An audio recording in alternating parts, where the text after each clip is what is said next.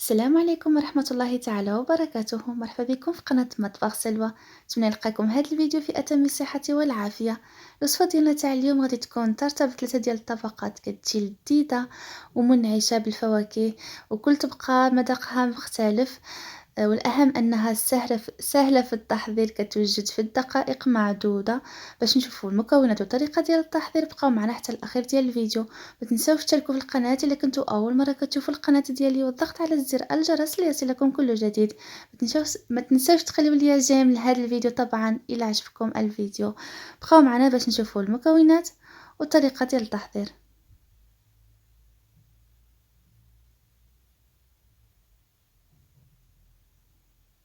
وعلى بركة الله، بالنسبة للطبقة الأولى غادي ناخد 2 حبات ديال البيض اللي لازم يكونوا بالحرارة ديال المطبخ مع رشة ديال الملح. غادي نطربهم مزيان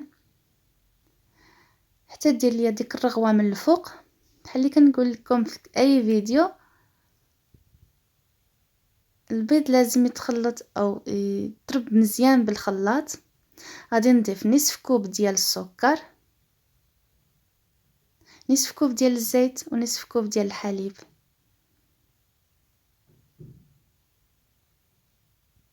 هنايا خلطت البيض مع السكر مزيان حتى نتاكد انه داك السكر داب تماما. ضفت نصف كوب ديال الزيت ونصف كوب ديال الحليب، غادي نخلط بيناتهم مزيان. من تما غادي نضيف شويه ديال القشور تاع البرتقال. هنايا غادي نضيف الدقيق. هنايا ضفت الاول 6 الملاعق ديال الدقيق، يكون خاص بالحلويات. لكن من بعد غادي نضيف تاني الدقيق، تقريبا 10 الى 12 ملعقه كبيره ديال الدقيق، واحد الزه حمراء، واحد سكر فانيلا. طبعا لازم يكونوا مغربلين من قبل. هنايا القوام ديال هاد الكيك او هاد الطبقه الاولى انا بغيتها تكون شويه مرخوفه، يعني ماشي قاصحه، لانه بغيتها تجي ليا طريه. هنايا خلطت بالخلاط، او تقدروا تخلطوا غير بالملعقه احسن. هنايا تاني غادي نزيد الدقيق، تقريبا درت ما بين 10 الى 12 ملعقه ديال الدقيق. يعني نتوما كتخلطوا وكتشوفوا القوام على حساب القوام اللي بغيتو يكون. بحال اللي قلت لكم انا بغيت القوام ديالو يجي شويه مرخوف باش تجي طريه من الداخل.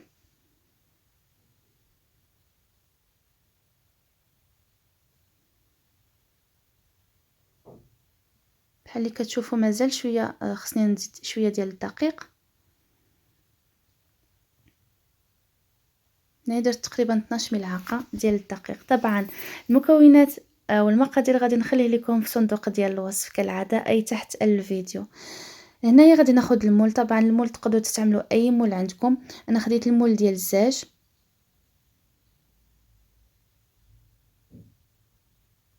وهذا هو القوام اللي تحصلت عليه. بالنسبه للمول هنايا دهنته بالزبده، غادي نرشو بالدقيق. سخنت الفرن قبل على درجه 180. غادي ندير هذا الخليط مباشره في المول، وغادي ندخلو مباشره للفرن حتى طيب. طبعا ما كتاخذش بزاف ديال الوقت، تقريبا شي ربع ساعه ما كاملاش. وهذا هو القوام ديالو. غادي نديرو في المول مباشره، غادي ندخلو للفرن حتى يطيب. هنايا غادي ناخد كوردون، غادي ندير الاشرطه بحال هكا، لانه ما بغيتهاش تنفخ ليا، يعني ما بغيتش الكيك يتنفخ، بغيت تجي ليا بحال هكا. هنايا غادي وهي مازال سخونه غادي نثقبو هكا بالفرشيط باش نسقيه شويه بالعصير ديال البرتقال. وتقدروا تخليوها غير هكاك، لكم الاختيار. هنايا كتجي طريه هاد الكيك صراحه، كتجي خفيفه وطريه. هنايا سقيتو غادي نخليه على جنب حتى يدفى ويبرد مزيان. وفي هاد الاثناء غادي نمشي نوجد الطبقه الثانيه اللي هي كدار بالكريم باتيسير. هنايا غادي ناخد نصف لتر ديال الحليب. هنايا غادي ناخد 2 ملاعق كبار ديال الكريم باتيسير، و4 ملاعق ديال السكر. السكر كيبقى على حسب الاختيار، تقدروا تنقصوا ديروا ملعقه او 2 او 3. هنايا درت 4 ملاعق ديال السكر مع نصف لتر ديال الحليب. غادي نخلط هذا الشيء جيدا. هنايا كنديروا الكريم باتيسير الاولى، عاد كنضيفوا الحليب وحنا بشويه بشويه، حنايا كنحركوا باش ما يتكونش لينا دوك الكتل ديال الكريم باتيسير. هنايا خلطت مزيان، تما غادي نديرو على النار مهيلة مع التحريك المستمر بدون توقف حتى تعقد لينا هاد الكريمة. وهنايا بعد ما عقدت ليا الكريمة غادي نخليها حتى تدفى شويه، ما نديرهاش مباشرة، يعني يعني تحيد من هذيك السخونيه اللي فيها بحال اللي كتشوفوا. غادي نديرها على الطبقه الثانيه مباشره، وتكون الطبقه الاولى بارده يعني ماشي سخونه ديك الكيك. غادي نعدلو بحال هكا، غادي ندخلو للثلاجه بين ما نوجد انا الطبقه الثالثه. ندخلو للثلاجه تقريبا 10 ديال الدقائق، راه دغيا دغيا كيتماسك. في هاد الأثناء غادي نوجد الطبقة الثالثة اللي كتكون بالمايزينا. غادي ناخد 2 ملاعق كبار ديال المايزينا أو النشا، 3 إلى 4 ملاعق ديال السكر. بحال اللي كنقول لكم السكر راه كيبقى على حسب الرغبة، تقدروا تنقصوا.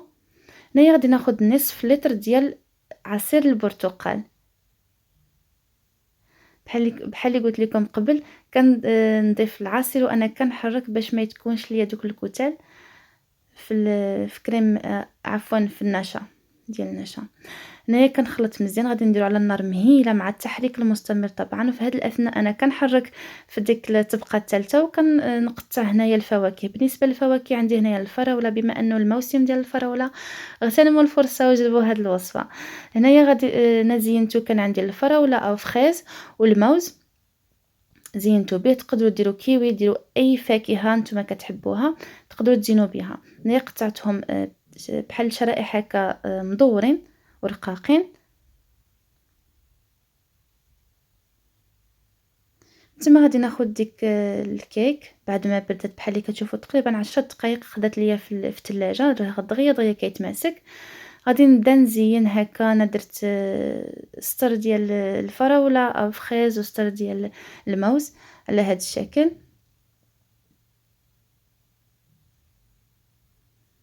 المهم في هذه الاثناء غادي نكمل نستف الفراوله والموز بحال هكا. مباشرة غادي ندير عليه ديك الكريمة ديال العصير البرتقال ومايزينا بعد ما دفات حتى هي شويه. خليوها حتى تدفى شويه، يعني تحيد من هذيك السخونيه. غادي نضيفو مباشرة من الفوق بحال هذا الشكل، ومن تما غادي ندخلها حتى هي للفرن، عفوا للثلاجه باش تبرد مزيان. وكتقدم وهي بارده، ما كتاخذش بزاف ديال الوقت حتى هي في الثلاجه، تقريبا 10 حتى ربع ساعه. لكن شحال ما خليتوها في الثلاجه تبرد مزيان احسن.